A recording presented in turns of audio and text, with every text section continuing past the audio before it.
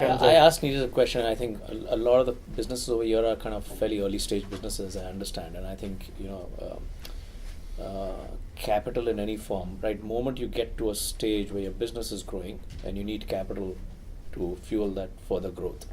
Okay, this becomes a very valid and a very relevant question for all of you, right? So if you look at the kind of capital raising in concentric circles, right? You start, and I would say ideally you should basically try and invest as much in yourself, by yourself as possible, right? And it's what I call the pig versus hen strategy, right? And that's what we as investors love.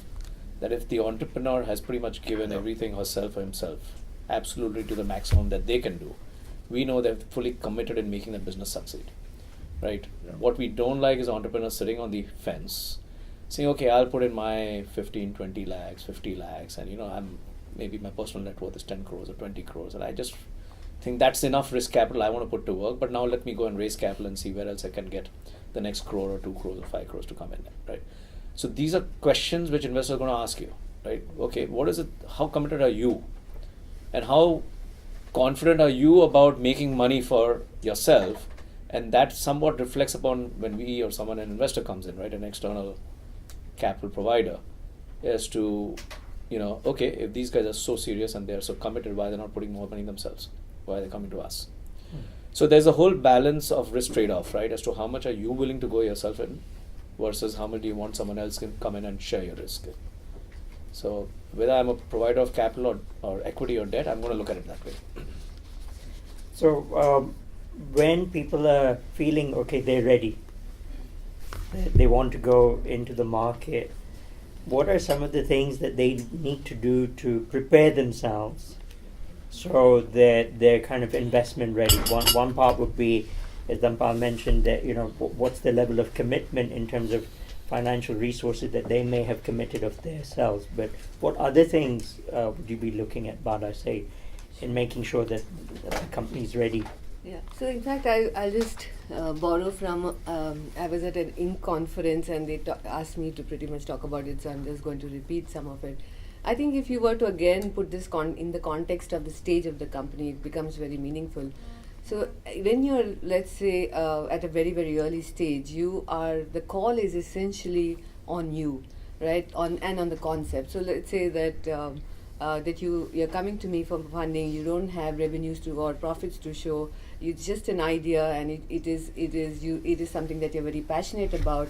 And to all points that Dhanpal just mentioned, I am just taking a call and saying that, look, I love the SaaS play, I love enterprise tech, or I love the jewelry space. I look at the entrepreneur and I'm taking a call. So the concept is real, and the quality of the entrepreneur become the overbearing and overarching factors in our decision making. And let me contrast that to a growth equity deal, right? In the growth equity deal, I'll have some historical financials to analyze. I look at what are the endemic margins, is there proof of concept in terms of what he is articulating as a vision for his company, both in terms of the revenue richness, the EBITDA richness, etc., etc. But it still remains a call, but it moves from being a call on the entrepreneur to a call on his skill building abilities, right? His people skills and his team building abilities. So does he have a good CXO team? Is he able to relate well with the external world? Because that becomes important growth drivers. So then we start adding in factors which are relevant to growth. And then you look at, say we do pipe deals as well, and if you're looking at pipe deals, then it becomes extremely technical factors.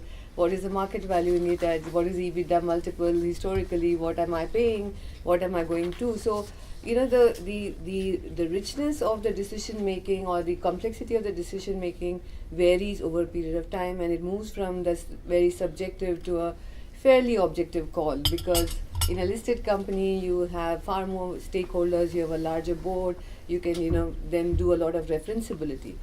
But if you're an entrepreneur, what we used to call an entrepreneur with a briefcase and a dog and a plan, it's essentially the investor's worldview because of that particular space and his call on the entrepreneur that becomes the factor that becomes critical.